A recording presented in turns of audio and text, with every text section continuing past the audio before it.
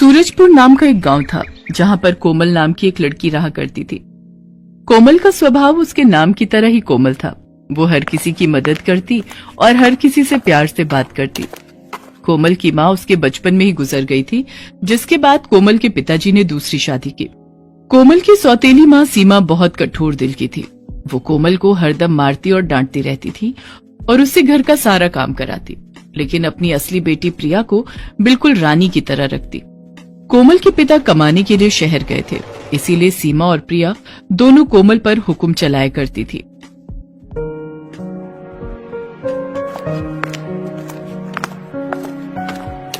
अरियो करम चली, तू यहाँ पढ़ रही है, वहाँ बर्तन क्या तेरी मरी हुई माँ आकर धोएगी? पर मम्मी, अभी तो मैं कपड़े धोकर आई हूँ, कल परीक्षा है मेरी, आज थोड़ा पढ़ लेने दीजिए। अरे पढ़ के क्या कलेक्टर बनेगी? चुपचाप जाके बर्तन धो। लगता है तू मेरी मार भूल गई है, तुझे याद दिलाना पड़ेगा। ठीक है मम्मी, मैं जा रही हूँ। कोमल फिर पढ़ाई छोड़कर बर्तन धोने चली जाती है। एक दिन सीमा अपनी सगी बेटी प्रिया को ढेर सारे कपड़े दिखा रही थी। ये देख बेटा, तेरे बाबूजी ने कितने सारे कपड़े भिजवाए हैं शहर से, इनको पहनकर तो तू एकदम राजकुमारी लगेगी। मम्मी, ये फ्रॉक कितनी सुंदर लगेगी ना मेरे पर, देखो ये सब मेरे लिए है। हाँ हाँ बिटिया, ये सब तेरे लिए भिजवाए हैं तेरे पापा ने। उस कलमुही को तो एक कपड़ा भी इनमें से नहीं दूंगी। तभी वहाँ कोमल आ जाती है। माँ, मेरे पास भी कपड़े नहीं है, सभी कपड़े फटे पुराने हैं। क्या मेरे लिए पिताजी ने कपड़े नहीं भिजवाए? तू क्या करेगी नए कपड़ों का? तेरे लिए कुछ भी नहीं भेजा तेरे बाप ने। जो प्रिया के पुराने कपड़े हैं वो तू पहन ले। तू मेरे पुराने कपड़े पहनेगी? मम्मी, ये इसी लायक है। कोमल वहाँ से उदास होकर चली जाती है। प्रिया और कोमल गांव में घूम रही होती हैं। प्रिया ने नए कपड़े पहने हैं और कोमल वही पुराने कपड़ों में रहती है। तभी प्रिया की दो दोस्त चिंकी और मिंकी उनको रास्ते में मिलती है। अरे प्रिया, आज तो तू इन नए कपड़ों में बहुत सुंदर लग रही है, कहाँ से लेकर आई? ये मेरे पिताजी ने शहर से मेरे लिए कपड़े भिजवाए हैं। कोमल, तेरे लिए शहर से तेरे पापा ने कुछ नहीं भेजा? इससे कोई प्यार ही नहीं करता, इसीलिए इसके पापा ने कुछ नहीं भेजा। वही मैले पुराने कपड़े पहनकर घूमती रहती है, इसीलिए तो कोई इससे बात नहीं करता। आज मेरा जन्मदिन है तो हमने घर पर पार्टी रखी है। प्रिया, तुझे भी आना है, और कोमल तू भी आ जाना। अरे तू इससे क्यों बुला रही है? ये ऐसे ही फटे पुराने कपड़ों में आ जाएगी, इसके पास तो कपड़े भी नहीं है। अरे मैं तो इसलिए इसे बुला रही हूँ कि आखिर में कोई बर्तन धोने और सफाई के लिए भी तो चाहिए। ये बोलकर सारी लड़कियां कोमल पर हंसने लगती हैं। कोमल को ये बात बहुत बुरी लगती है। कोमल उदास मन से अपने घर की तरफ जा रही होती है। तभी वो देखती है कि एक जादूगर उसी रास्ते से गुजर रहा होता है। उस जादूगर के हाथ में एक पिंजरा था जिसमें सुंदर सी चिड़िया कैद होती है, और वो चिड़िया पिंजरे में बहुत उदास बैठी होती है। उस चिड़िया को देख कोमल को बहुत बुरा लगता है। अरे ये चिड़िया कितनी उदास लग रही है, जरूर इस जादूगर ने इसे कैद में रखा है, इसीलिए ये उदास है। मुझे इसकी मदद करनी चाहिए। फिर कोमल उस जादूगर के पीछे पीछे चलने लगती है ताकि जादूगर का एक बार भी पिंजरे से ध्यान हटे और वो उस चिड़िया को आजाद कर दे। तभी थोड़ी देर बाद चलते चलते जादूगर थक जाता है और वो पानी पीने के लिए एक जगह रुकता है। वो चिड़िया के पिंजरे को नीचे रखकर वहीं पास में लगे कल से पानी पीने लगता है। ये मौका देखकर कोमल फट से जाकर उस चिड़िया के पिंजरे को उठाकर वहां से भाग जाती है। जादूगर भी कोमल को पिंजरा लेकर भागते हुए देख लेता है और वो कोमल के पीछे पीछे भागने लगता है। अरे ओ लड़की, मेरा पिंजरा वापस दे, कहाँ भाग रही है? ओए ओए, रुक जा। पर कोमल उसकी एक नहीं सुनती और वहां से भाग निकलती है और एक सुरक्षित जगह पर पहुंच जाती है। जब वो देखती है कि अब जादूगर उसके पीछे नहीं है, तब वो पिंजरा खोल देती है और चिड़िया को आजाद कर देती है। चिड़िया पिंजरे से आजाद होने के बाद एक बहुत ही खूबसूरत परी में बदल जाती है।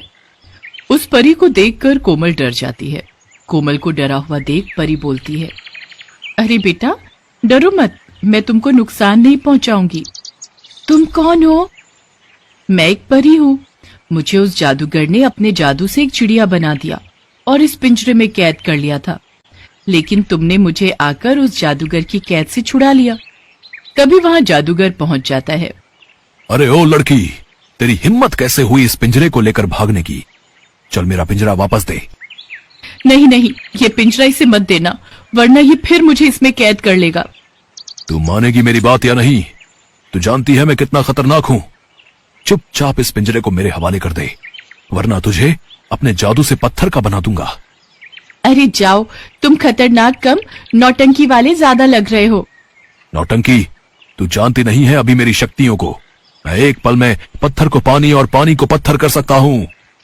अच्छा, तो जरा ये सामने रखे हुए पत्थर को शीशा करके दिखाओ, तब मैं मानू तुमको।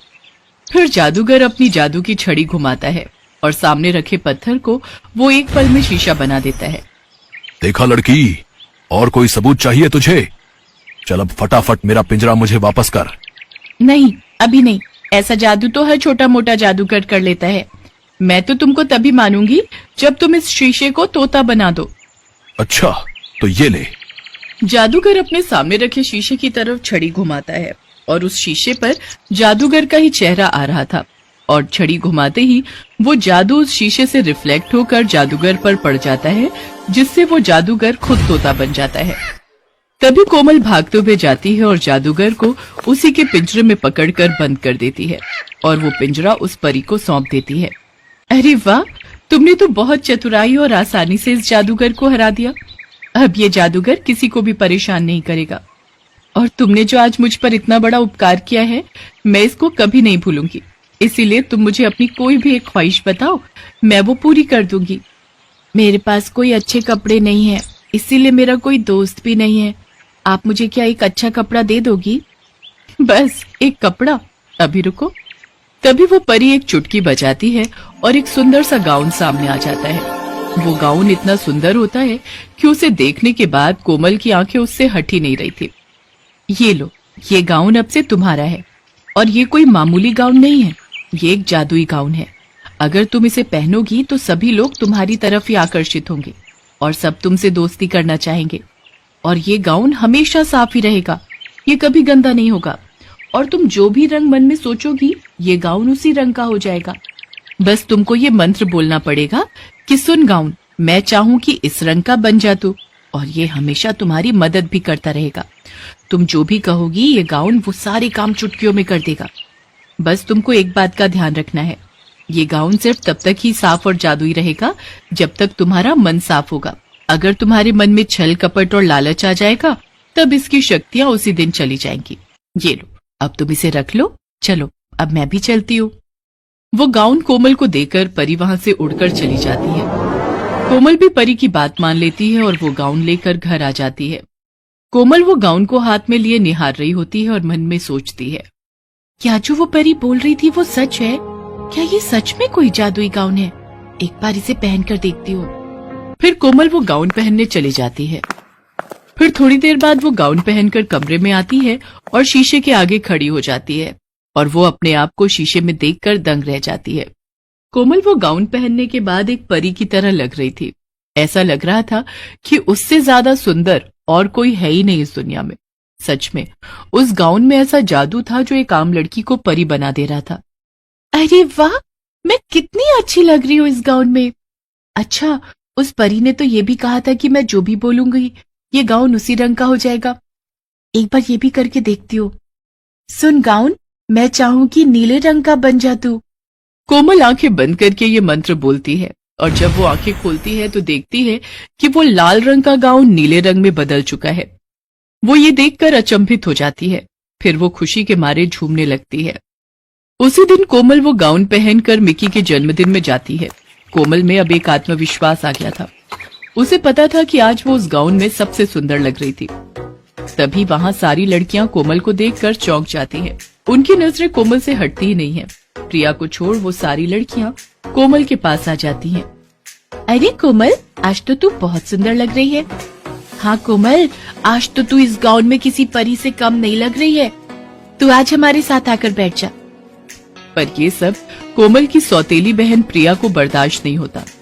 प्रिया से ज्यादा लोग कोमल की तारीफ कर रहे हैं और उससे बातें कर रहे हैं। धीरे धीरे उस जादुई गाउन की वजह से कोमल का सारा काम आसान हो गया। जो भी उसकी सौतेली माँ उसको काम देती, वो सारे काम कोमल अपने जादुई गाउन के जादू से चुटकियों में कर देती। अब कोमल हर रोज गाउन पहनकर अपनी सहेलियों से मिला करती थी। हर रोज वो गाउन का रंग बदलती और पहनती। इस तरह कोमल अब अपनी जिंदगी आराम और सुकून से बिताने लगी। उस जादुई गाउन ने कोमल की जिंदगी बदल दी। इस कहानी से सीख मिलती है कि अगर आप बहादुर हैं, मेहनती हैं और आपका दिल साफ है, तो भगवान भी आपकी मदद करेंगे।